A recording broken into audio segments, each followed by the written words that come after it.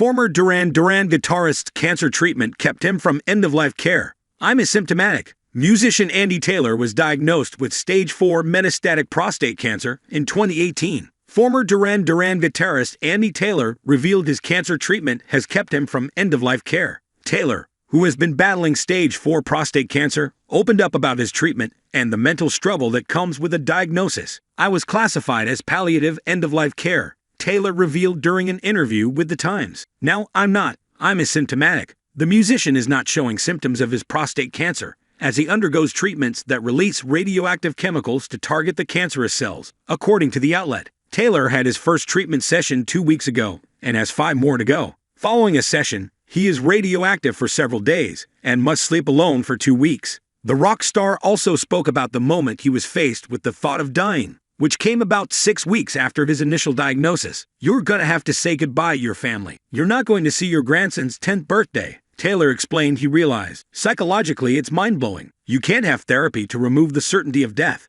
Taylor first announced he had been diagnosed with prostate cancer in 2018. He kept the news a secret from his bandmates and the general public until last year when Duran Duran was inducted into the Rock and Roll Hall of Fame. In a way, it ended up becoming a massive relief, because talking about it publicly, when you've been living with something for so long, every conversation you have with people, you're acting. He previously told People magazine, "If I could get a genie out of a bottle and make one wish, it's that nobody ever has to go through what I went through." Taylor, who played guitar for Duran Duran from 1980 until 1986, previously gave insight into how he was diagnosed. The first symptoms the guitarist experienced were pain while exercising and some lumps in his lymph nodes. "The first thing I thought of was, when was the last time I had a PSA test?" The PSA, prostate-specific antigen, test screens for prostate cancer. "My father passed away because of prostate, so there was the family history. So I thought this could be, and sure enough," Taylor told the outlet.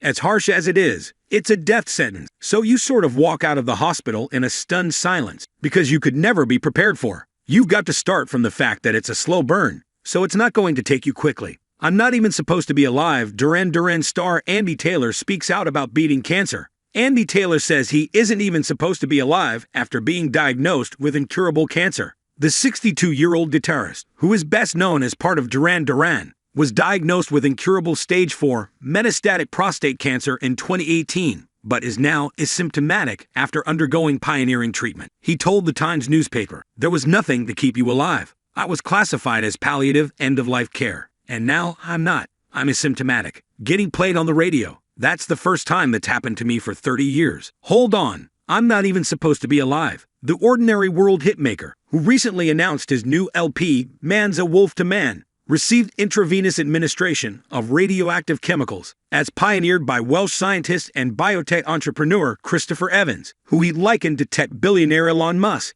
Andy added, "He's a genius. I call him the Elon Musk of cancer." The musician, who has 4 children with wife Tracy Wilson, went on to add that the lowest point of the whole ordeal was preparing himself to say goodbye to his family, and he described the whole experience as being mind-blowing in a psychological sense. He said, "The lowest point is maybe 6 weeks after the diagnosis, when it really sinks in. You're gonna have to say goodbye to your family. You're not going to see your grandson's 10th birthday. Psychologically, it's mind-blowing. You can't have therapy to remove the certainty of death." Upon diagnosis, the rock star kept his illness hidden from the public in order to protect his children, noting that he wanted them to able to go about life without anyone persistently pressing them for details on his health status. Just weeks ago, Andy, who was unable to attend the band's Rock Roll Hall of Fame induction ceremony in November last year, admitted that cancer had dragged him down and he was keen to get back to work. Speaking on BBC Breakfast, he said, "I had to get in very good shape to have this treatment, so I really took care of myself in a different way. And then after the first round of treatment, I said, if I'm oak, and you guys say I'm oak, and you do your blood test, and that isn't oak to start work again. Sort of light work.